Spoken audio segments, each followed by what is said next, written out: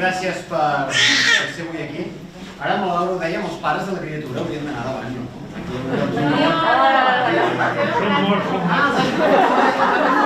Som morts!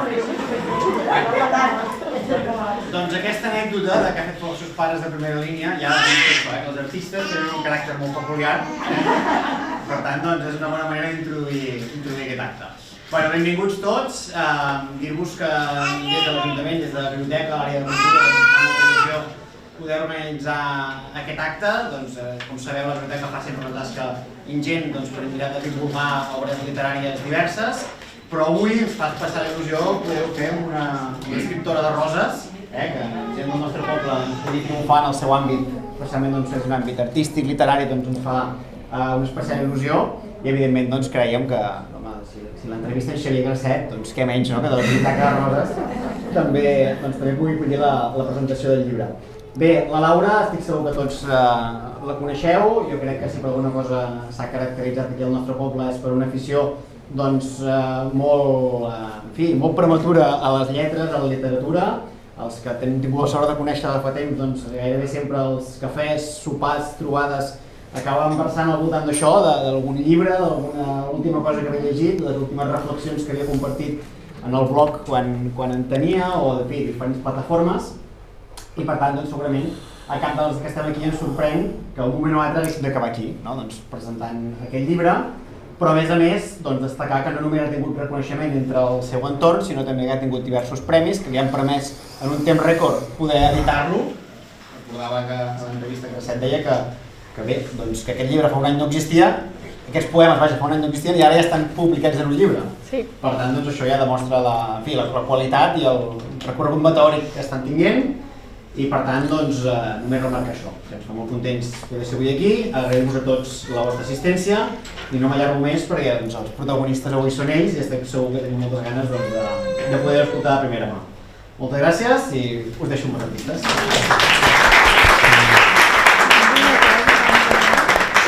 Saluda primer, saluda. Sí, bon dia a tothom. Jo primer li vull contestar al batlle, perquè no sé fer discursos institucionals i tampoc no m'agrada gaire això de fer la pilota al poder, ara semblarà que ho faci.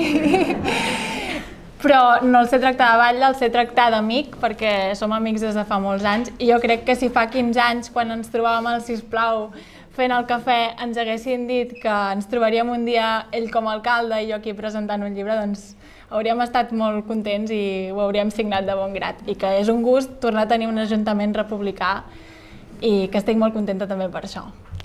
I dit això, doncs moltes gràcies a tothom per haver vingut. Estic molt contenta que l'Àngel m'acompanyi, això és com fer una regressió al 2008 al 2009. I els partits que es juguen a casa a vegades són els més difícils, perquè a Barcelona no et coneix ningú i de vegades això et pots deixar anar, pots dir la primera barrabassada que et passa pel cap, però quan hi ha gent estimada davant, quan hi ha l'àvia, doncs fa com més impressió perquè emociona, però bueno, intentarem portar-ho al màxim de bé possible. I deixo parlar l'Àngel, que per això l'he fet venir, perquè parli. Bé. Doncs gràcies, Laura, gràcies, de veritat. A mi allò m'emociona perquè jo pensava que un dia seria al revés, que jo li demanaria a ella, m'avançaria que me presentés alguna cosa a mi i ella ho ha fet i magistralment, és excepcional. És una persona extraordinària. Estic molt content perquè ja des del primer moment que ens vam trobar a l'institut, ella doncs, per mi, vam connectar en seguida, i després quequejo una mica, m'heu de perdonar perquè vaig a un ritme i aniré així, ho sento, perquè és una cosa que m'ha sobrevingut fa poc i ella no ho sabia. Entre tots no pregunta sencer, però no passa res. Aleshores aquí vam estar moltes hores en el pati, als passadissos, compartint lectures, compartint aficions. I des del primer moment va ser un tu a tu, parlant de tu a tu, és una persona que a més, a veure, escriu amb una facilitat i té un bon ofici que la fa especial, realment. Estic molt content i no hem perdut el contacte, per sort, des de llavors, és a dir, a vegades pot passar 3 mesos, mig any, 2 mesos, ens truquem i ens posem al dia de tot, i això és d'agrair. Ha sigut així, realment ha sigut així, no és per dir-ho. I aleshores, bé, Després, si a casa, explicaré alguna anècdota. Però ara, primer, presentaré el llibre que presentem avui és també el protagonista, no? És el llibre que es diu Matar la mare, de l'editorial Fonoll, i és el premi... A veure... Joan Duc. Sí, no m'hi veig, a més. Puc explicar que el culpable del títol del llibre ets tu? O això no es pot dir? Digue-ho, sí, mira.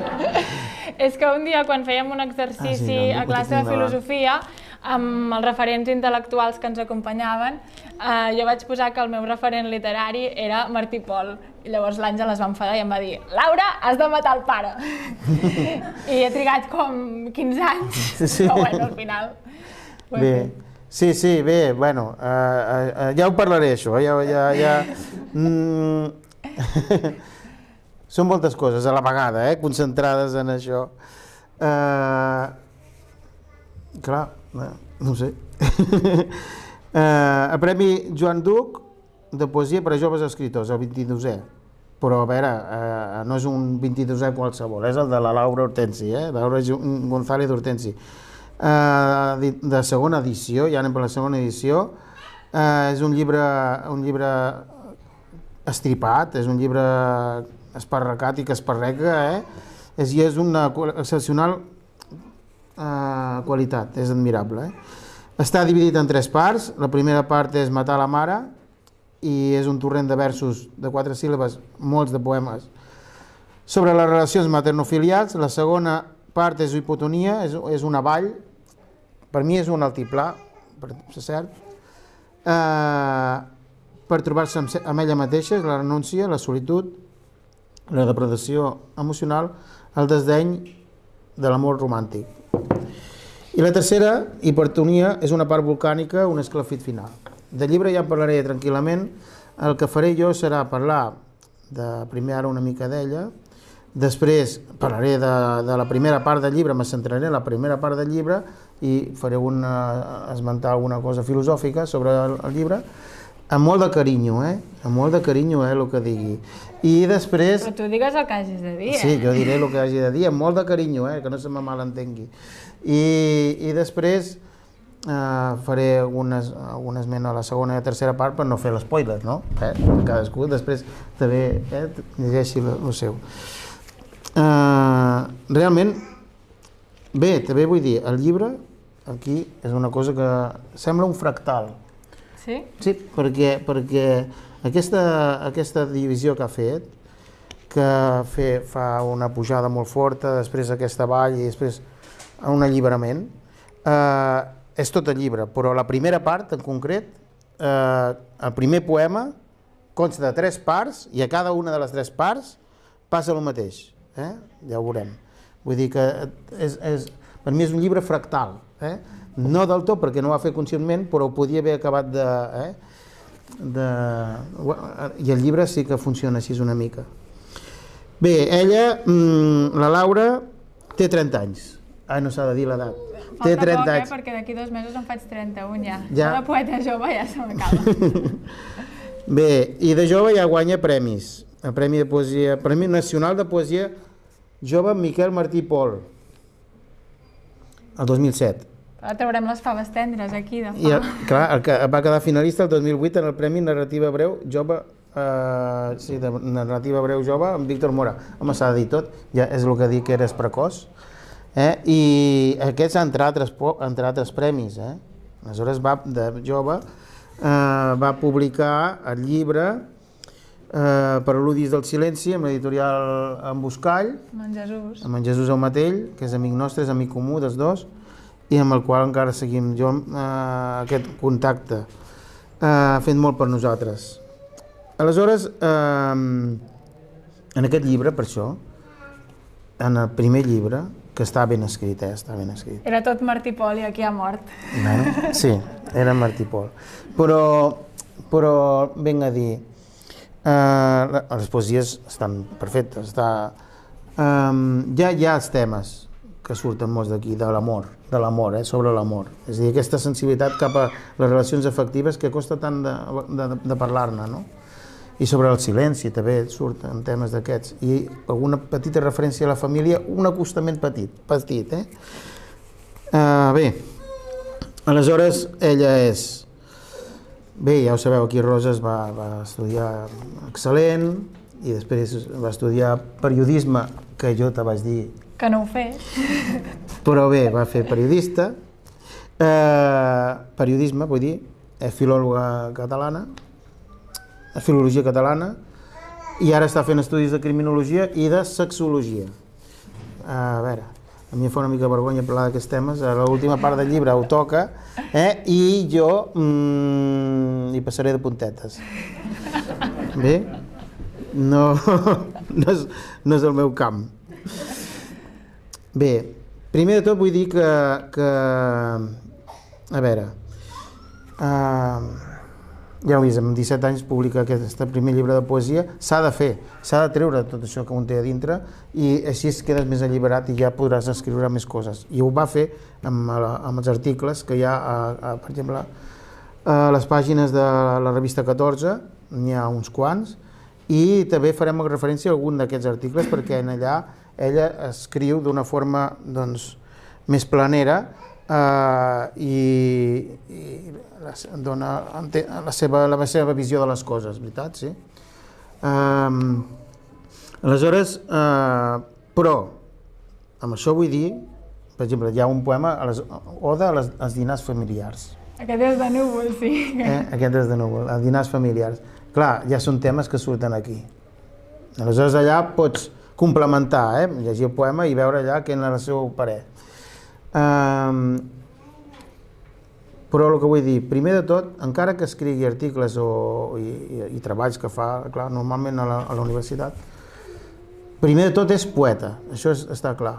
És a dir, quan ha d'explicar alguna cosa important, doncs ho facis en poesia. Això, un o és poeta o no és poeta. I pots escriure prosa, pots fer algun contes, novel·les, però la poesia és aquesta síntesi que és una manera d'expressar-se i de comunicar-se amb el món, és una forma de vida, la poesia és una forma de vida. Aleshores, en un moment determinat és quan toca. Bé? I aleshores, doncs, jo per mi que ella és poeta, primer de tot. I no escriu simplement poesies, que n'hi ha de poesies en el llibre, sinó que escriu poesia. És això el que vull dir, escriu poesia. Hi ha poesia en el llibre, no hi ha poesies, perquè hi ha gent que escriu poesies i bueno, però no, aquí hi ha una altra cosa, aquí hi ha poesia majúscula, vinc a dir. Aleshores, els seus referents, ja n'ha dit un, de Martí Pol, clar... Aquest ja l'he matat, Ja fa temps, la broma que feia deia, no sé, tan martipoliana has de ser metropolitana, i de fet ha marxat de Roses, s'ha anat a Barcelona. Però, bueno, sempre tens els lligams aquí, no? I allà, doncs, veieu Jordi Cussà, Mercè Rodoreda, Montserrat Roig, després en Casasses, en Pedrals, la Dolors Miquel, ara, la Laia Carbonell i, sobretot, la Maria Sevilla. La Maria Sevilla, jo he vist que realment estarien, doncs, molt en sintonia, amb la reflexió sobre el cos, la manera d'escriure, la manera d'entendre la poesia, una mica, doncs, forta, amb força, sense embuts, escriure sense embuts. És una poesia, aleshores, visceral, és una poesia punyent, dura, diu en un Twitter, per cert, que diu que tens 946 seguidors. Sí. Agafa-te. Jo no sé. És important, això. Avui en dia, sí, t'ho exigeixen pel màrqueting que en tinguis 1.000, però no hi ha manera. Bé, dic jo. Però a veure... Bueno, mira, doncs, per mi, no sé, a mi m'aixoca, realment, I bé, aleshores, vull dir que en els tuits he mirat els tuits, perquè en allà a vegades te deixes anar, també, te deixes anar. M'has espiat, Clar. I això... I bé, no tenen desperdici els seus tuits. Aleshores, allà veu les seves preferències, les seves fòbies, I fílies. I fílies. Per això dic que en Jordi Cussà, per exemple, també surt La Rodoreda. De La Rodoreda sempre li ha agradat, el Mirall trencat és un llibre... Una obsessió. Sí. Bé, aleshores, lo dicho, dic, aquest llibre, igual que el primer, respon a una necessitat vital, a una urgència vital. Ja ha fet la catarsi, estic segur que ja està en un altre treball, però no és poesia de teràpia, perquè si no, no funcionaria realment. Encara que es passi comptes i ho fa a cara descoberta. No vol quedar bé, diu el que pensa, peti qui peti, i com penso jo també, a veure, és a dir, un artista per dir alguna cosa interessant, ha de sortir a cara descoberta i no ha de voler quedar bé.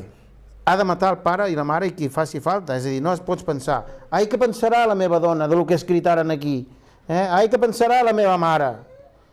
Si tu ets un artista has de començar a agafar la metralleta i fer neteja, la repetidora, perquè si no, no diràs mai res. Si tu vols quedar bé, quedaràs fatal.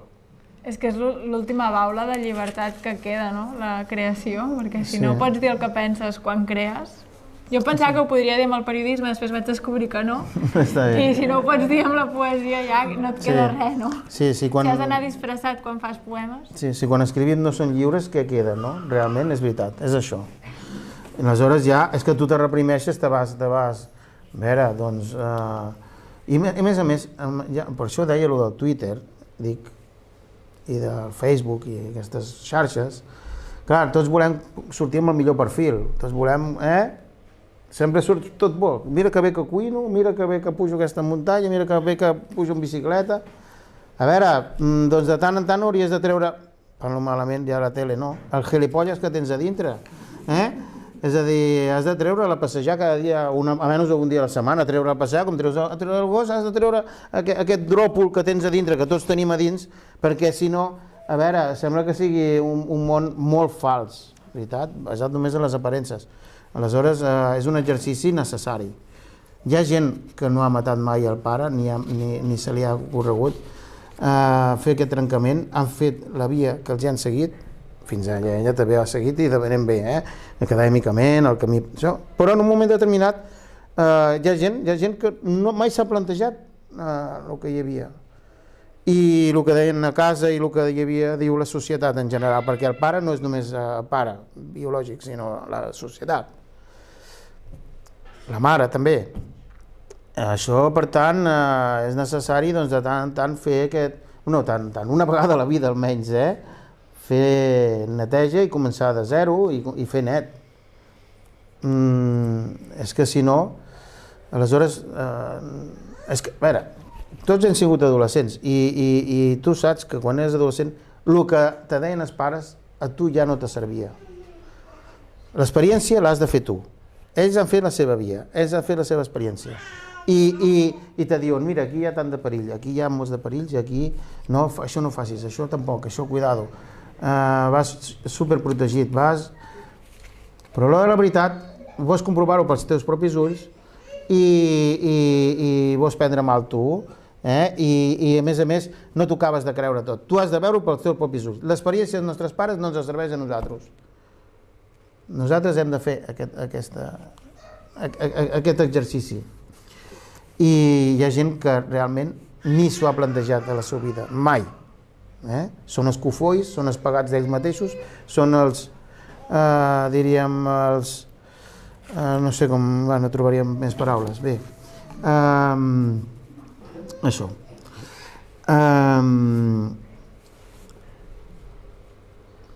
Ara no em surt la paraula.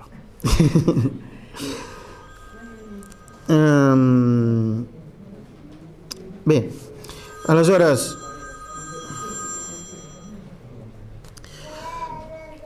per què matar la mare i no matar el pare? A veure,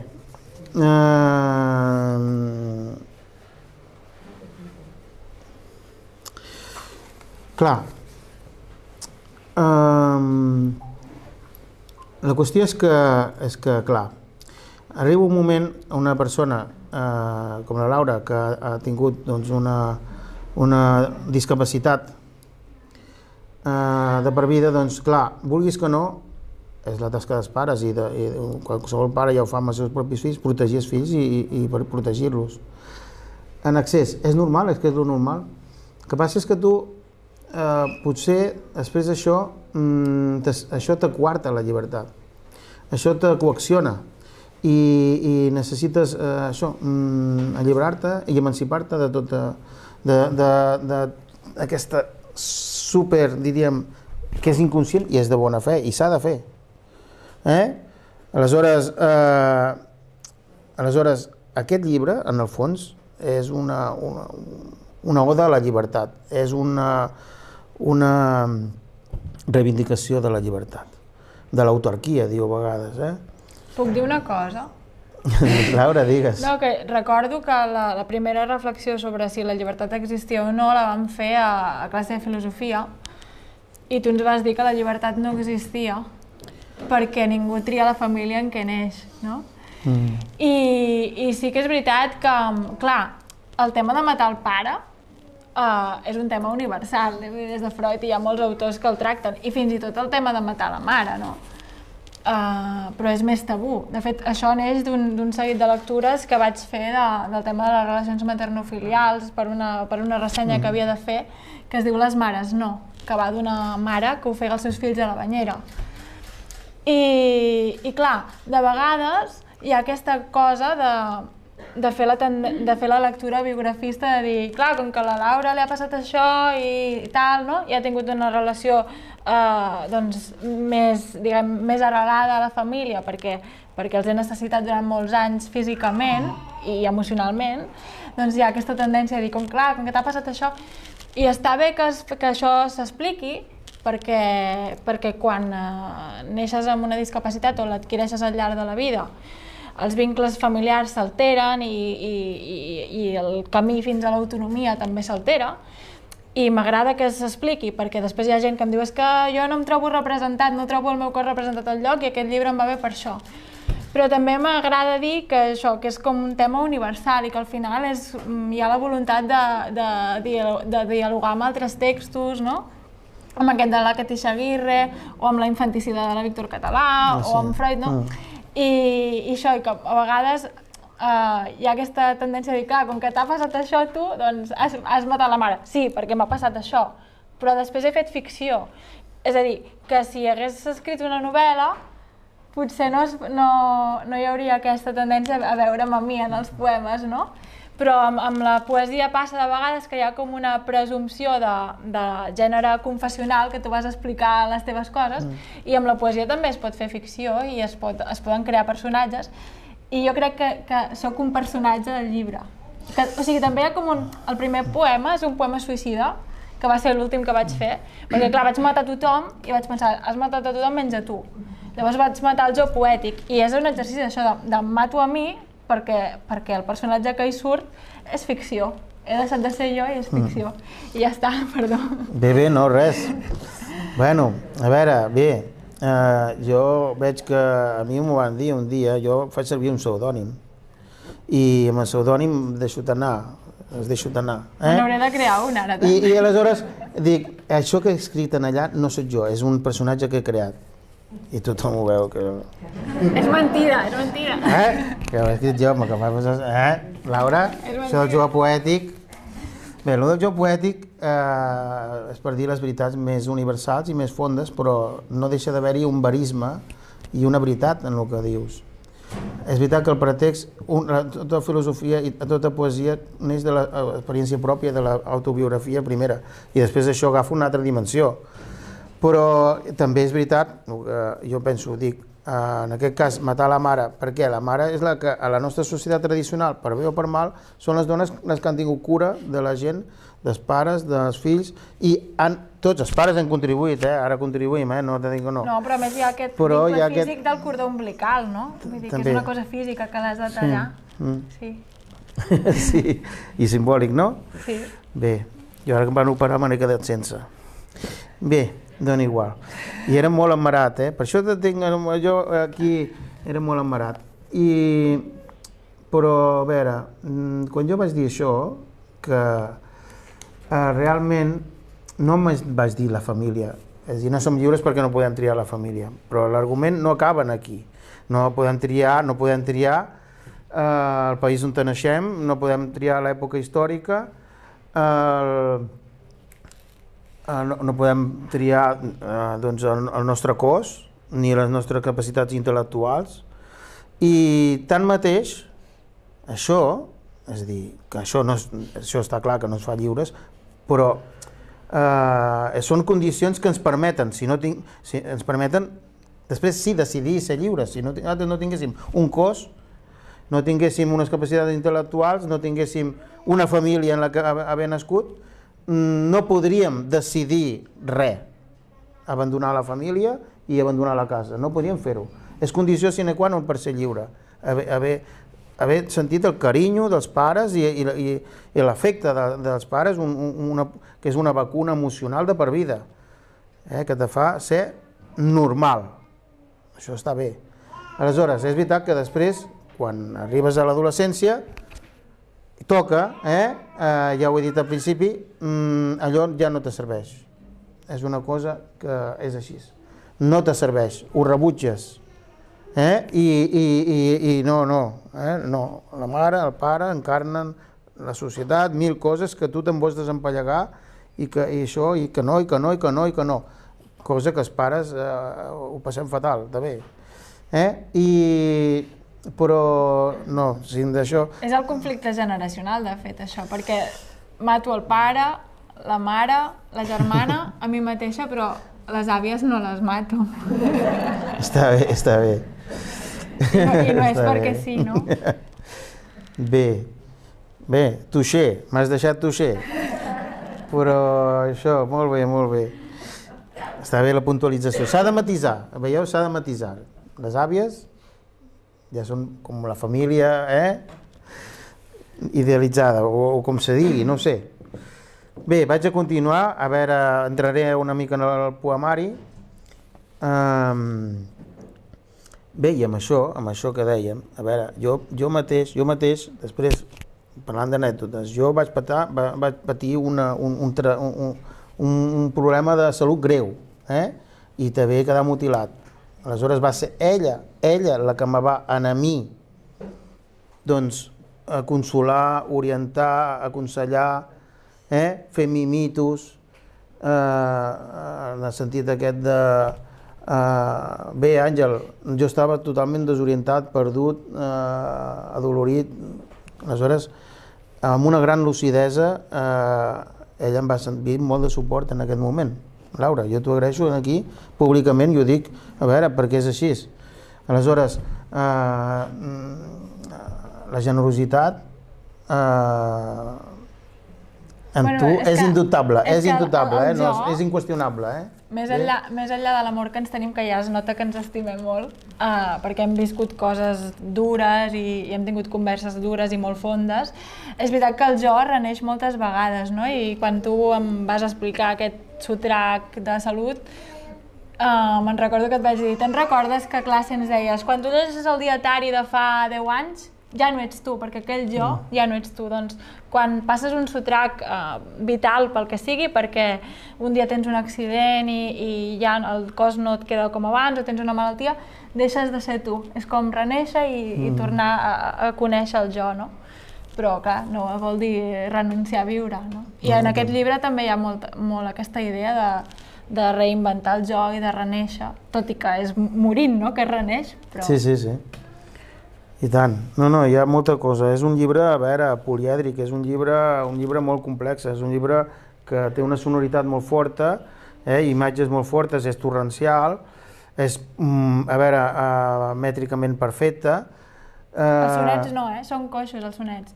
Si hi ha una cosa coixa en el llibre, són els sonets. Són els sonets, bueno, vale.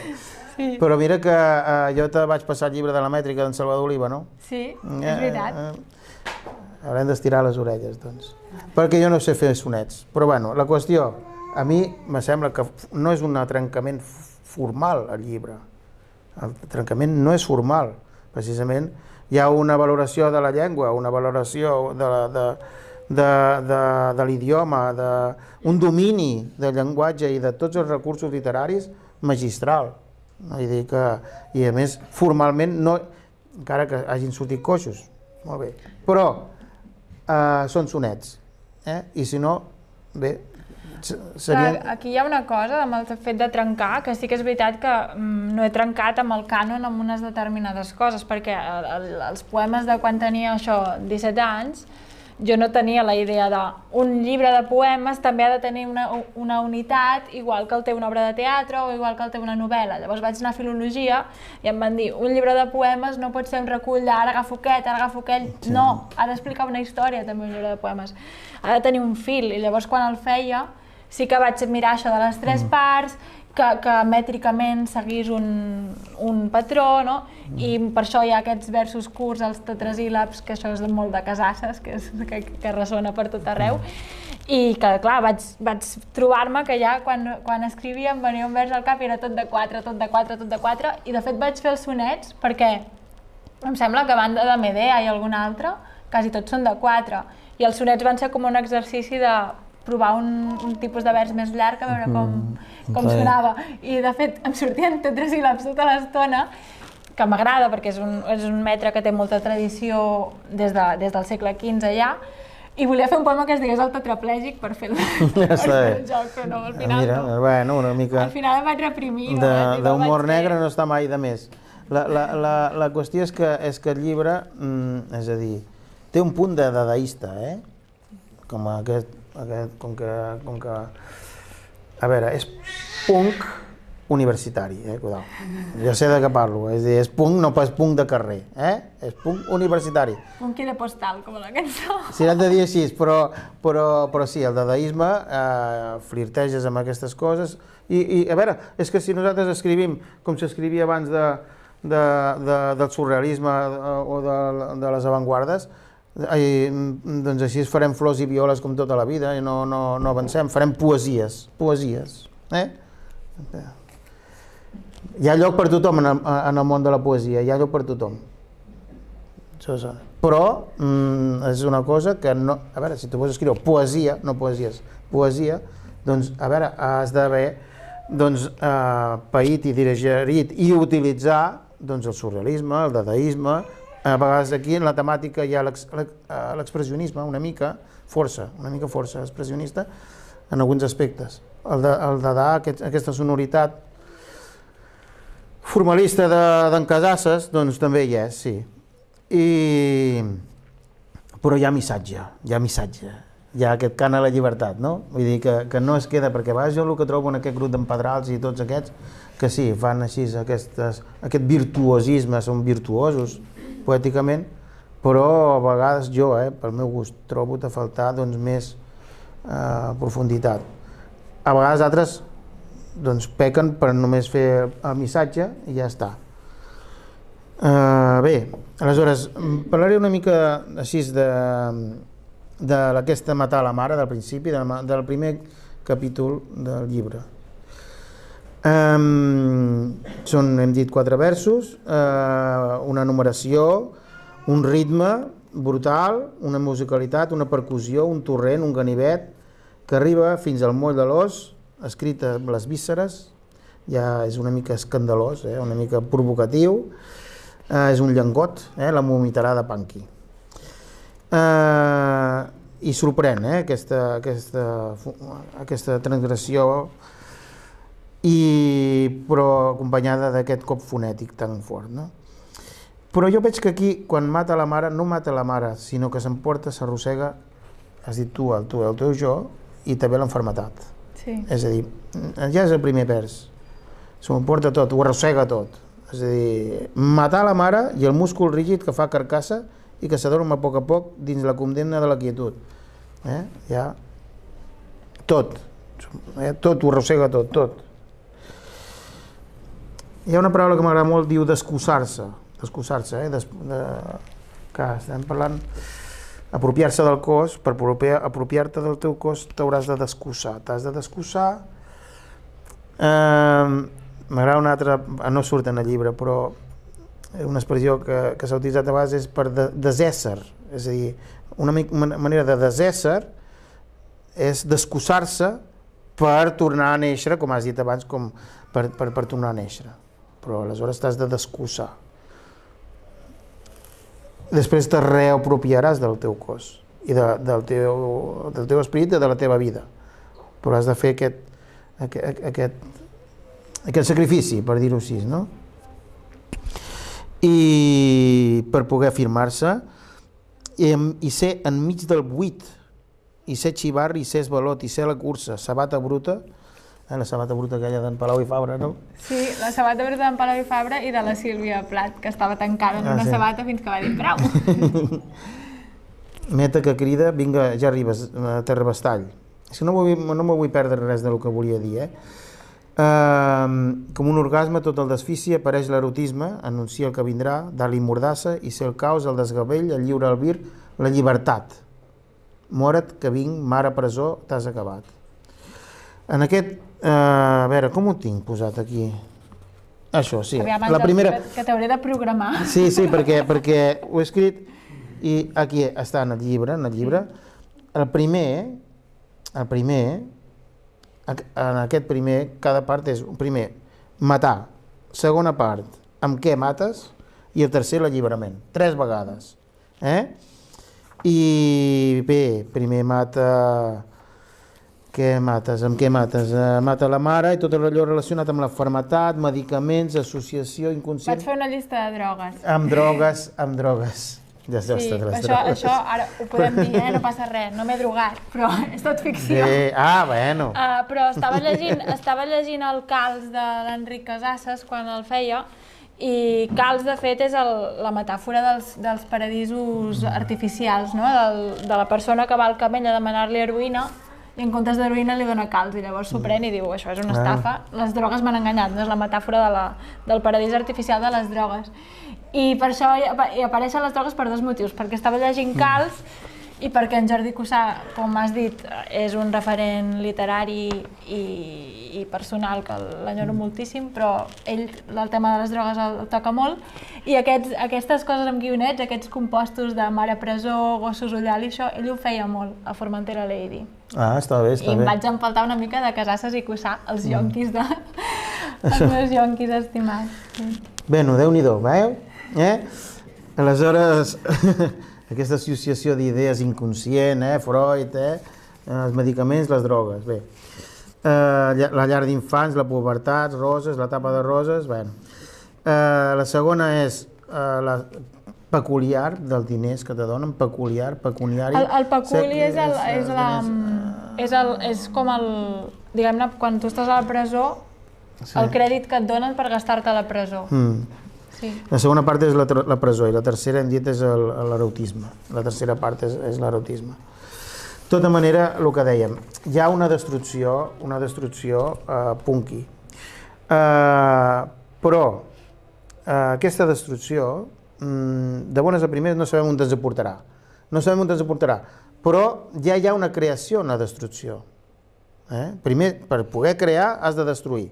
Però a la vegada que estàs destruint, estàs creant. Si no, mira, aquest llibre és un acte de destrucció. I d'afirmació també, està clar. Però no sabem què ens sortirà. Això, sempre volem tenir respostes, però hem d'aprendre a viure sense. Bé?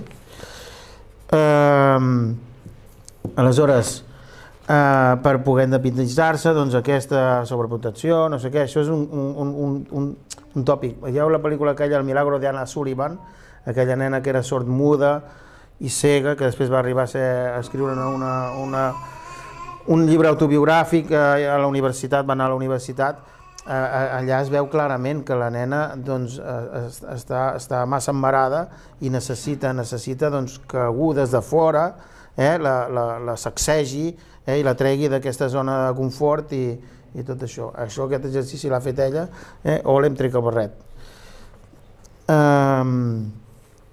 Bé, aleshores hem de trencar el vincle i diu lligant-me al tronc genealògic d'una família per independitzar-se i arribar a l'autarquia.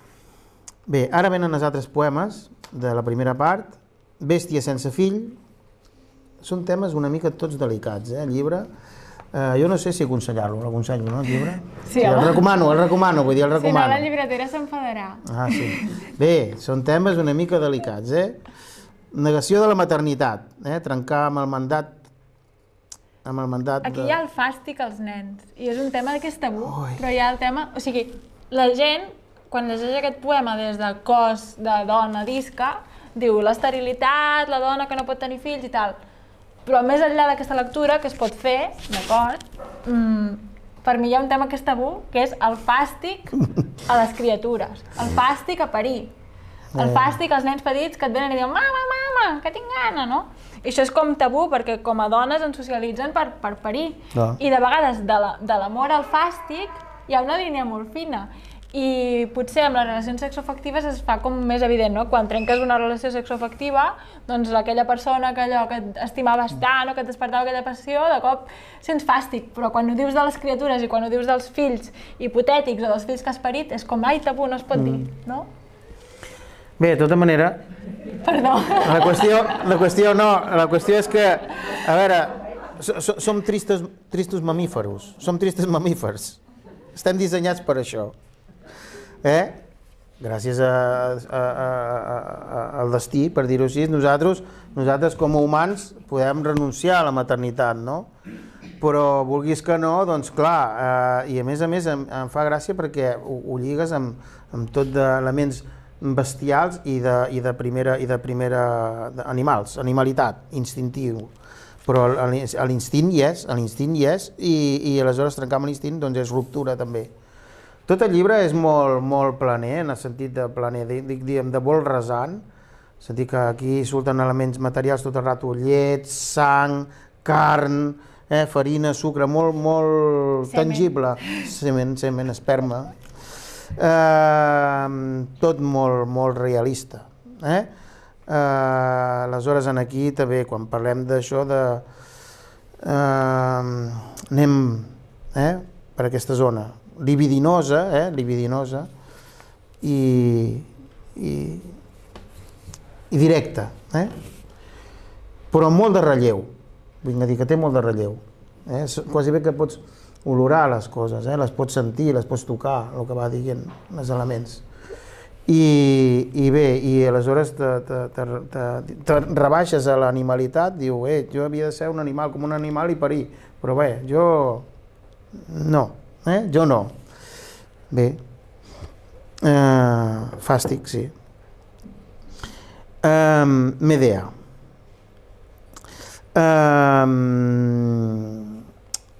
Medea. Medea és un poema complicat. És un poema... I si no haguéssim nascut? Tranquils que estaríem.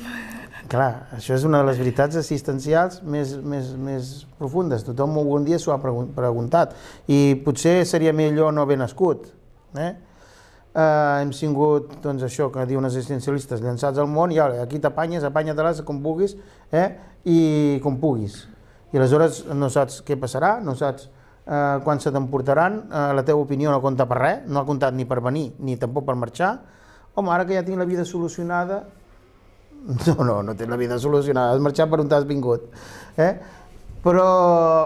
I on està la càmera? On està la càmera oculta, no? Quina és aquesta broma? Per què hem vingut en aquest món? I aleshores, hem vingut aquí, dius, jo no volia haver vingut. Això és reescriure, diríem, el destí, no? És a dir, vale, estic aquí, però jo no volia. Jo no volia, o no volia, què vols dir? Que no volia, jo no volia. Bé, és filosofia existencial que va al fons del problema.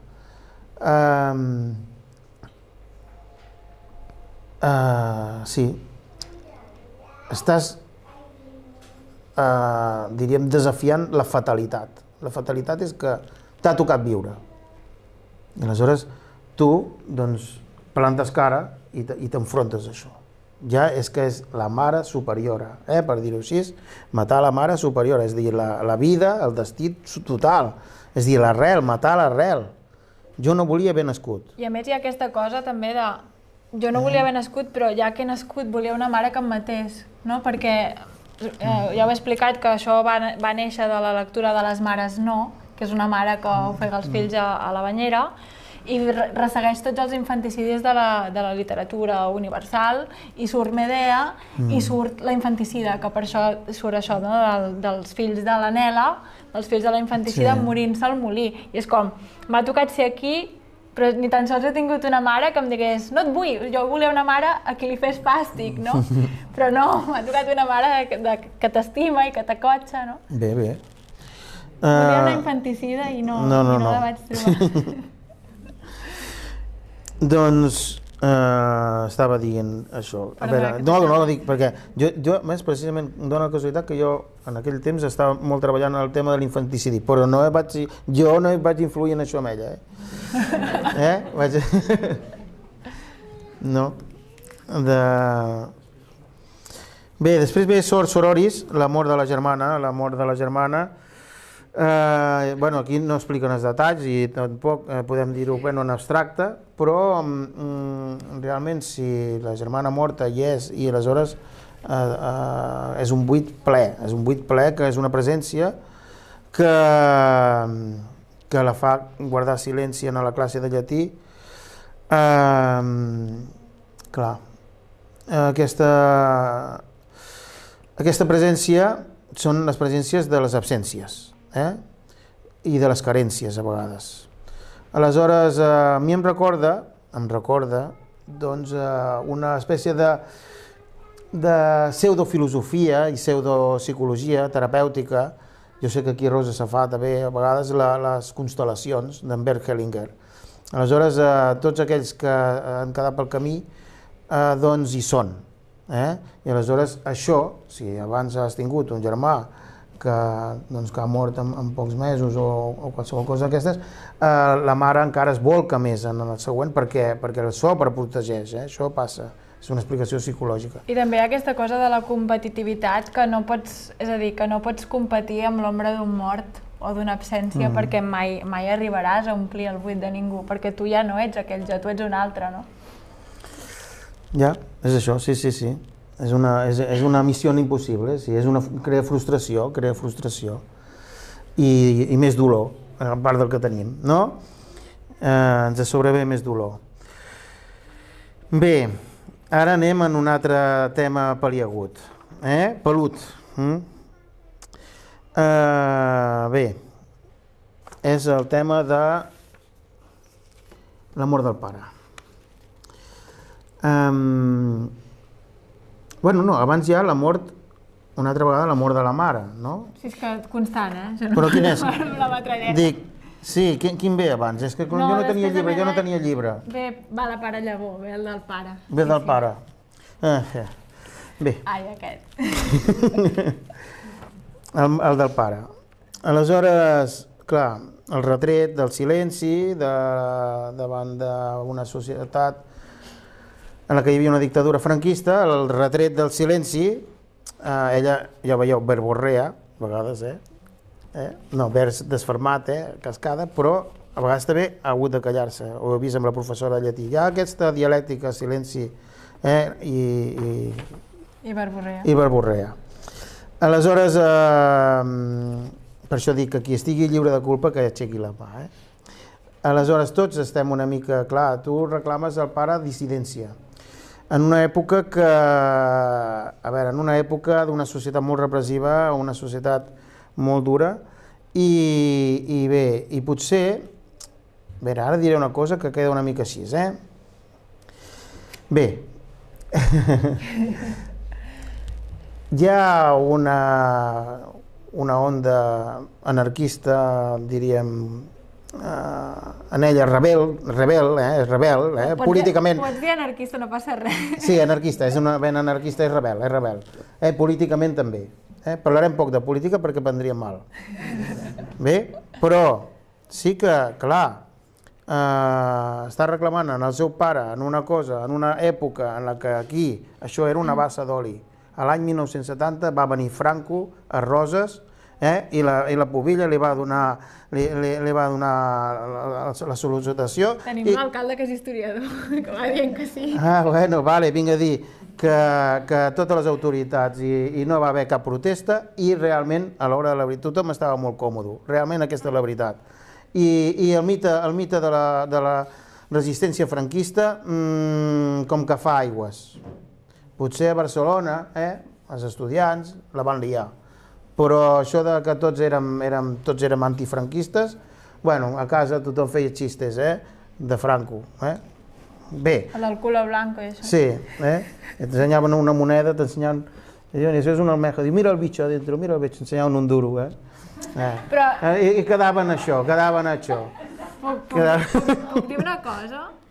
És un poema que diguem-ne que és un retret a tota la generació que no va lluitar prou en la dita transició, que és una transacció, de fet, democràtica, però que va més enllà. Ve això que diu 30 anys de pau, pau de joguina, ve d'un poema d'en David Castillo que té dues versions.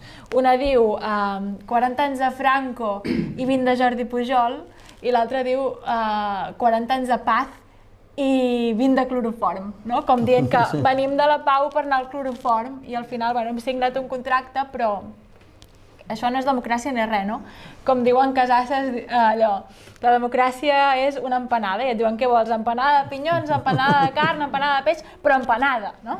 I és com, jo no vull empanada, vull menjar una altra cosa. I bueno, crec que ho resumeix força. A mi em recorda la imatge aquella d'en Zizek, que diu que això, quan vas a votar i tot això, la democràcia és entres en un ascensor, per exemple, quan vas al Trueta passa això. I encara que toquis el botó, se tancarà igual o s'obrirà igual. Tu toques el botó, per això està gastat allà, el botó està tot gastat. Però tu toques el botó, però igualment les portes se tancaran, igualment ho toquis o no el toquis.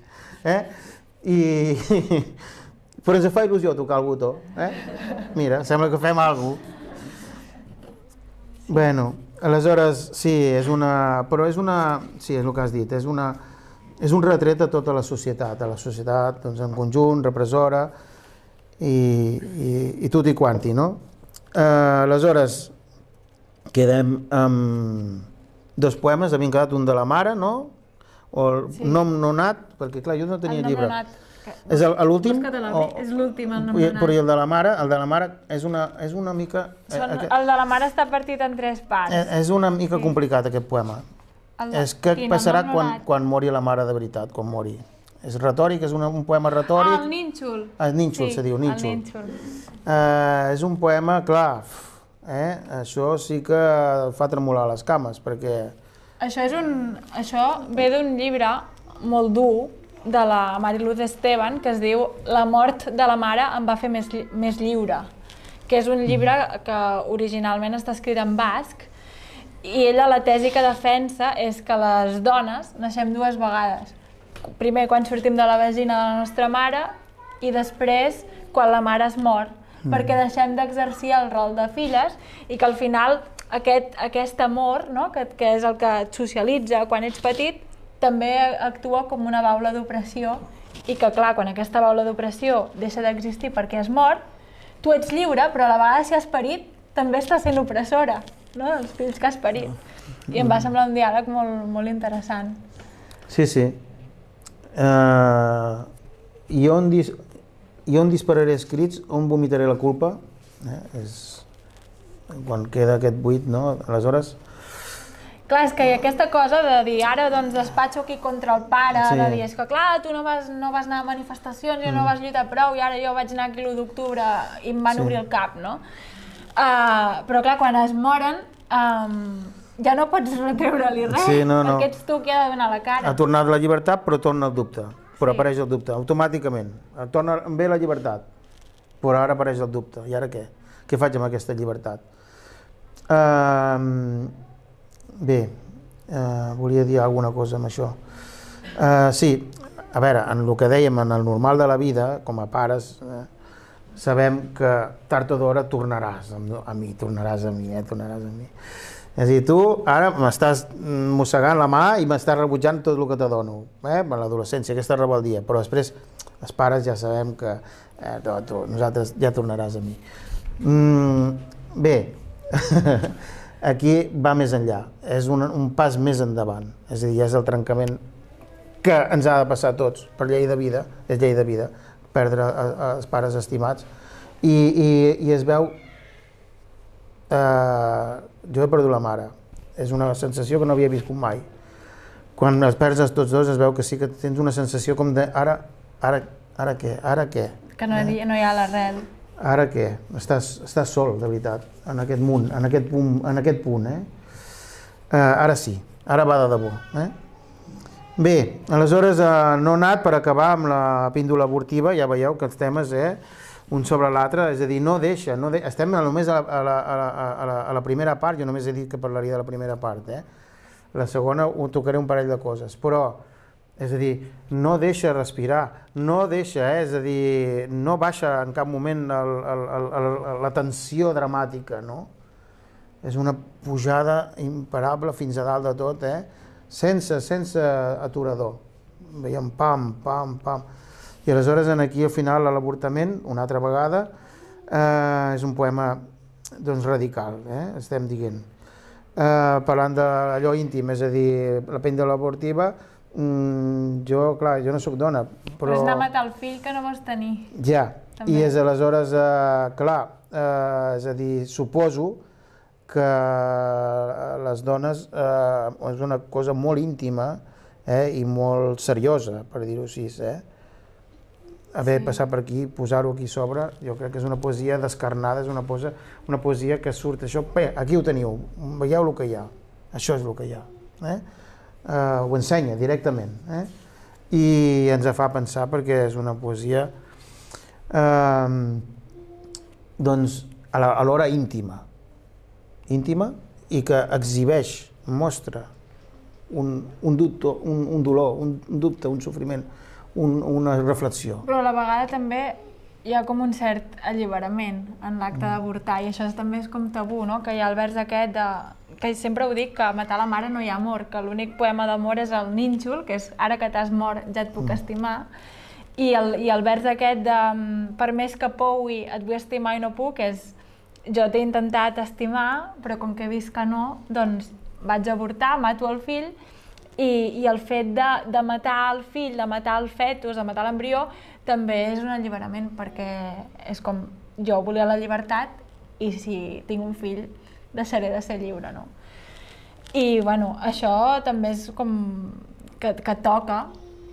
Jo no ho he viscut en primera persona, però també em semblava interessant tocar el tema de l'avortament, no tant des del dolor i des del que he fet, no? I del penediment, sinó de l'alliberament. I per això al final diu soc mare, gata maula o llibertina, no? Perquè clar, és com un tabú que la dona digui he anat a avortar i al final he fet bé, no? Sí. Bueno, i tant. Bueno, una ha de decidir ella mateixa, realment, però clar, no és pas el mateix que anar-se a treure les varius o treure's un gra, és el que estem dient. A veure, aleshores, jo ara passo per sobre d'hipotonia i de l'últim, quin era? Hipertonia. Hipertonia, està aquí Tu sobre. de sexe no en vols parlar, no? No. De fet, només parlaré d'una cosa molt d'això. Hipotonia, ja he dit, més que una baixada d'una vall, per mi que és una meseta, perquè no baixa el nivell en cap moment. Ja anem, diguem, gènesi, anem als orígens, a la carn, passar el ribot, escardar l'ànima. N'hi ha alguns que són així tipus japonès, una mica molt breus. Una mica haiku. Sí, haiku, una mica haiku. El que deia, del nivell que fa, cada poema fa la mateixa muntanya russa. I fa aquest fractal que estic dient, el llibre és un fractal.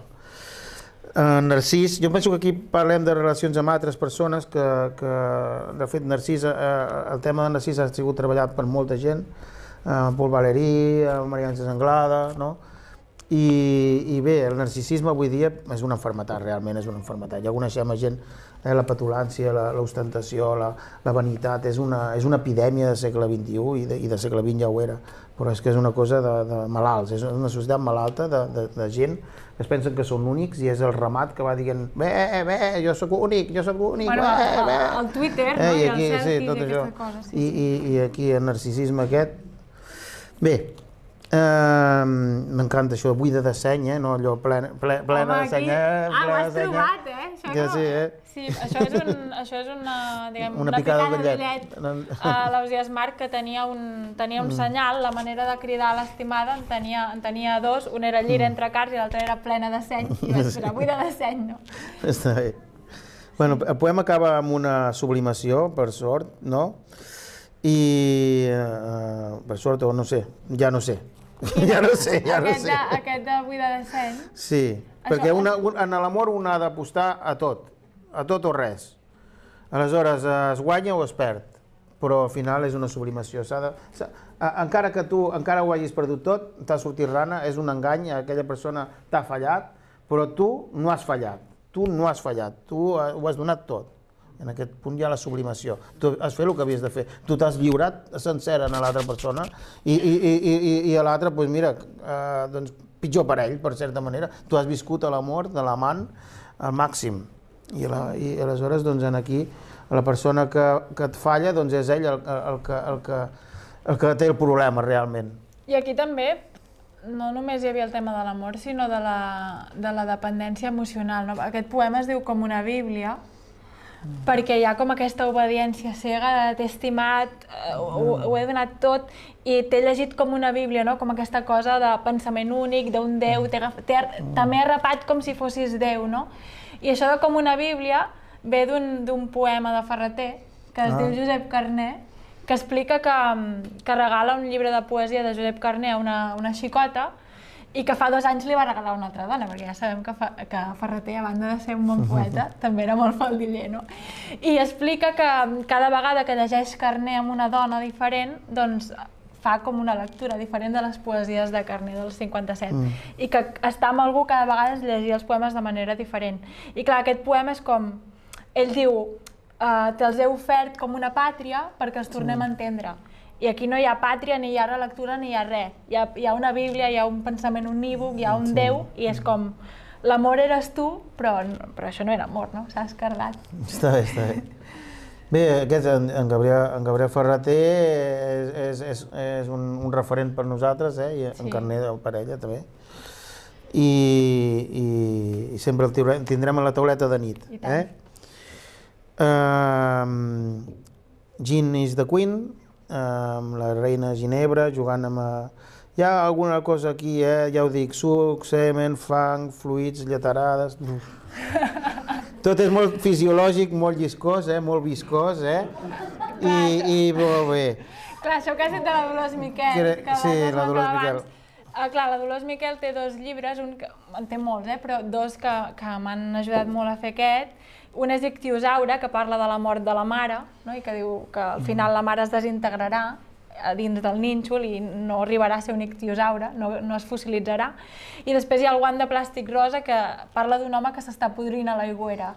I és un llibre que és tot de forenses, allà examinant un mort i tot.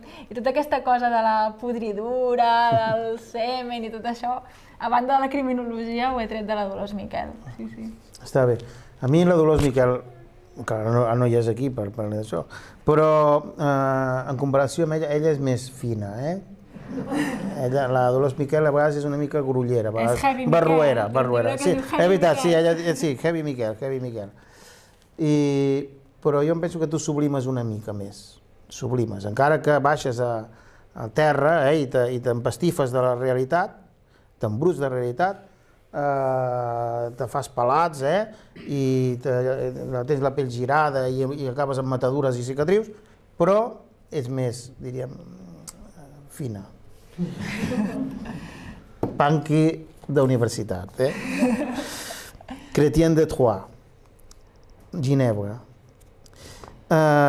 Gos Pigall, tornem al descossar-se, el cos rebutjat, el cos torturat, Això de Gos Pigal és un poema sobre la masturbació. Sí, ja, l'onanisme, acabo de dir. Sí. És que no volia dir la paraula masturbació. Ja la dic jo. Això, mira, el llibre, ara faré un spoiler, però el llibre, els primers esquemes, s'havia de dir... Se'n pugen els colors, a veure, Laura. Bueno, jo aquí ja... Això que és aigua, els primers esbossos que jo havia fet fa anys d'això, el llibre s'havia de dir Gos Pigal, perquè parlava de la renúncia del cos i de com la ment de vegades és com el consol i la cosa que t'arrela al món quan el cos que tens t'ha fallat i et genera un rebuig al món, no? I jo, clar, durant molts anys vaig viure amb aquesta sensació del cos que tinc, no és el cos que vull tenir, no m'he descossat, no m'he apropiat del meu propi cos, el cos no em pertany, i què faig? M'arrelo al pensament, m'arrelo a la ment, i bueno, per això aquesta titulitis de ara estudio això, ara estudio allò, i llegeixo, no? Però va arribar un punt que vaig dir, què coi, o sigui, a la merda, no? Vull dir que aquest poema és una mica això, no? I vaig apagar el cervell i vaig aviar la ciència, perquè és com apaga el cervell i connecta amb el cos. I parla del procés aquest, de primer la ment era un consol, però ha deixat de ser-ho perquè ara hi ha la ment, però també hi ha el cos. Sí, el que aquí tinc apuntat, la sublimació, és el que dèiem, el problema.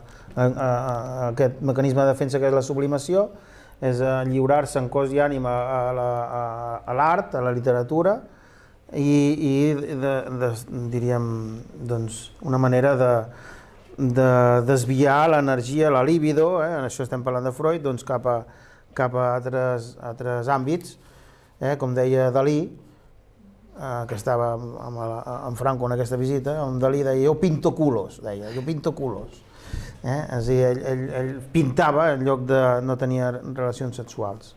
Aquí hi ha una reapropiació en el llibre, tot el llibre, una reapropiació del cos, una reafirmació del cos, per poder, arribar a la tercera part, jo crec que és com el pròleg de la tercera part. Ja, sí, és això, i aquí és on te vaig, però jo ja dic que passaré de puntetes per aquí. Aquí parlem d'una poesia eròtica, no arriba a ser pornogràfica, és eròtica, marrana, sí, marrana. Aquí hi ha tota una tradició aquí a Catalunya de les traduccions de la Marrana, el quadern d'en Marc, després tenim la Maria Jaén, la Morrà del Piló, el Fullam, el rector Vallfogona, i després tenim a part en Verlaine, Apollinaire, Marquès de Sade. Bé, això és aquest univers eròtic que tothom és una cosa molt higiènica, sembla que respira millor després d'haver-hi passat, no? Sí. Sembla que ja te sents alliberat i sembla que s'hi respira millor. Hi ha el Vell País on els homes desitgen els homes, d'en Biel Mesquida, que és un llibre de poesia gai que es va haver de publicar de manera clandestina, perquè clar, parlava de relacions sexuals entre homes i el 74 allò era com... Però bueno... És el tabú. Però el seu sexe, el sexe del llibre és festiu. En algun moment ja hem vist que potser hi ha aquest xoc emocional de la ruptura, de la persona que t'ha decepcionat, però el sexe és vist com quelcom festiu, alliberador, i bé, imatges, a mi m'agrada, sempre estem, quan parlem de sexe femení, de les fruites, les magranes, les figues, i les coves, la vegetació, bé, a mi m'agrada potser alguna cosa més, bueno, el de les callaringues està bé. Clítoris no hi ha fet el poema, no hi ha fet el sonet, perquè clítoris, en ser una paraula grega, i aquí no falta l'Amanda, no? Havíem dit, la clítoris no rima en català amb res. No hi ha cap paraula al diccionari que rimi amb clítoris, i per això li vaig posar el títol. Veus? Com xiclet, xicle tampoc, perquè és asteca. Doncs aquí hem dit que clítoris tampoc. I veus, són aquests poemes tipus Salvar Papasseit. Papasseit tenia un punt de besado, tenia un punt amb la sang, aquella sang que raja tant aquell fil de sang, i molt soft, no? Molt però aquí també hi apareix, aquí apareixen diferents coses, ja estic acabant, els plaers prohibits, doncs això, a la sodomia, hi ha una mica de tot. Sado... Sí, el Sado, hi ha Sado? Una mica. Ah, sí?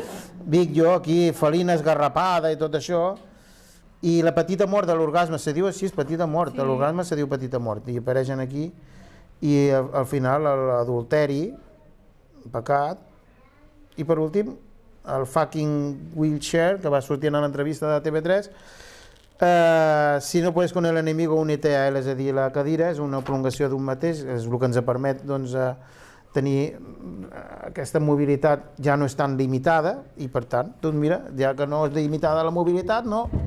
Doncs som-hi. Sí,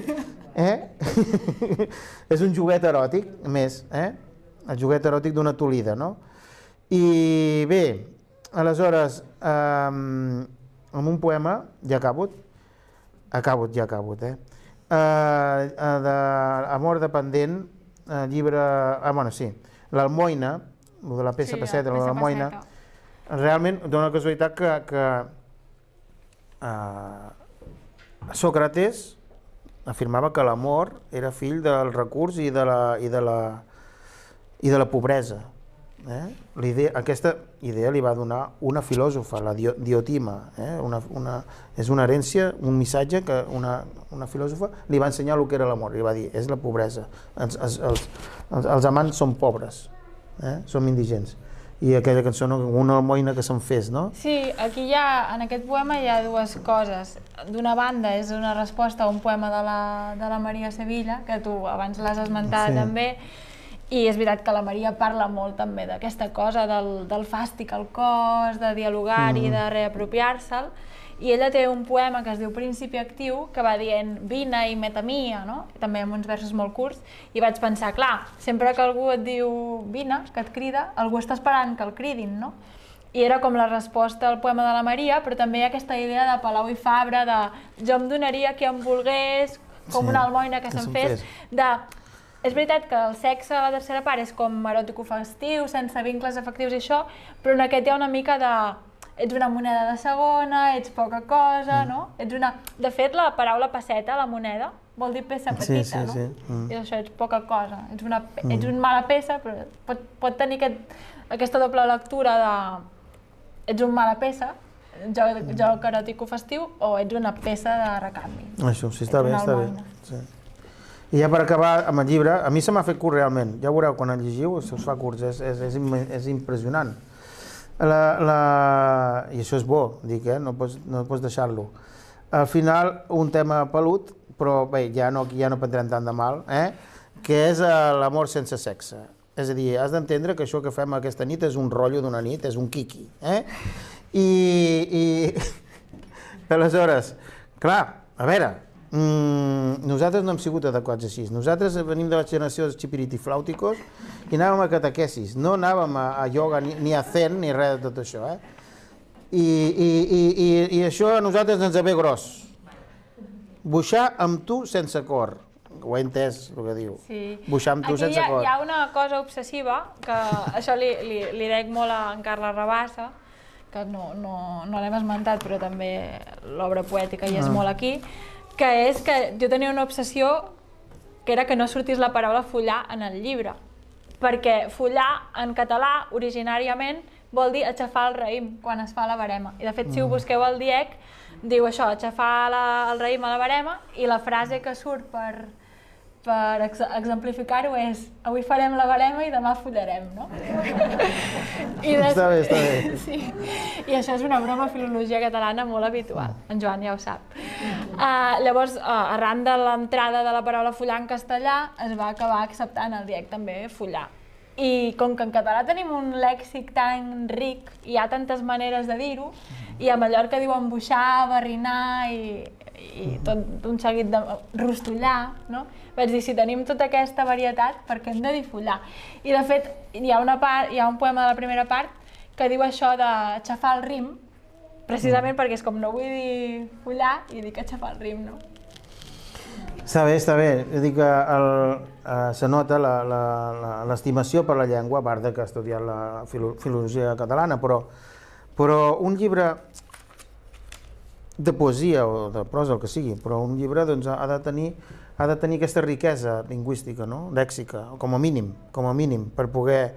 És a dir, ens hem d'estimar la nostra llengua, no? I aleshores això mateix ho deia Agustí Bartra, a veure, dona igual, doncs agafa el diccionari de tant en tant, que s'ha d'anar per la comunicació. Aquí no falta comunicació, és força directa, encara que surti això de buixar amb el cor. Sense cor. Ja ho he entès. Però s'entén, no? És a dir, doncs mira, dona una riquesa, dona un relleu, dona un color que la nostra llengua és més rica i la valorem. Jo volia acabar amb un poema, Sor Sororis, volia llegir. I era el de la profe de llatí, ja que vaig estar allà, l'Amanda menciona, allà al Camp d'Orfeu, i un saludo, una salutació, vull dir. A classe de llatí hi havia paraulotes que s'entrebancaven com un fonema nou, guardaves per a tu el lèxic familiar i amb cada inventari el bramaves endins. La mestra argumentava que semblaves Rebeca. Segons ella, el silenci era una malaltia que es curava amb el temps. Però dins d'aquell no so hi dansava un tumor de lluita caïnita, amb la bessona morta. Els collons de germana de funeral etern. Tenia certa tírria a la soror sororis. Mai no la declinaves per por que la marona revisités la tomba o t'hi volgués ficar. Com s'imita la mort? Com es conviu amb l'ombra? Havent tornat cadàver, encara es fa possible d'anar a auxir un germà? Bé, doncs, gràcies i ara us deixo també ella que ella us llegirà els seus poemes. Gràcies.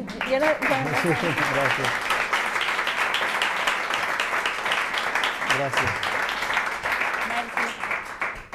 Bueno, jo no sé què dir ara, perquè ja hem anat parlant i no sé si algú vol dir alguna cosa, doncs que la digui o calli per sempre, i si no, doncs moltes gràcies per haver vingut. La veritat és que avui ha estat més difícil que altres dies, perquè hi havia el component aquest emocional de jugar a casa, però també ha estat molt bonic. Bé, no, jo dic que igualment llegiràs algun poema, no? Sí? Home, dic, a veure, a tothom hem vingut aquí per això. Jo he vingut per escoltar-te. És un privilegi poder sentir la teva veu i has de fer-ho ara, ja que esteu a les xarxes. Algun vídeo, un petit vídeo, com se diu, un postcard. Un podcast. Sort que no graven ja. Com has dit? Podcast. Un podcast o alguna cosa així, és perquè te sentim a tu. Què faig? Primera, segona o tercera part? El que diguis tu, això és el teu llibre. Mana tu. Jo? Ja que t'he fet venir. A mi ens sentirem més còmodes a la... Llegeix el de Narcís, està bé, Narcís. Va. És un poema. Narcís. Què hi veus, Narcís, dins del llac? No et tempta cap altre tu enllà de tu i l'onanisme? Què és estimar un reflex? Consol, mentida, desídia? Quan s'acaba l'autoamor? Quan n'hi ha prou d'autoconsum? Quan es cremen els miralls? Què en vols del teu cos, Narcís? Potser l'ombra, l'eco, l'ego? Què t'embafa el cor miop? Penses mai que pots fer tard? Quan ja siguis aigua avall, tros de jo, tros d'eco i ego, revindran tots els plurals, però tu ja t'hauràs negat. I seràs mort, ben mort, ben mort. Faràs cucs sol, ben sol, ben sol. Què seràs després, Narcís? L'orgasme, el crit, l'afonia? O bé un silenci tot xop, sense nimfa ni vitrina? Molt bé, molt bé.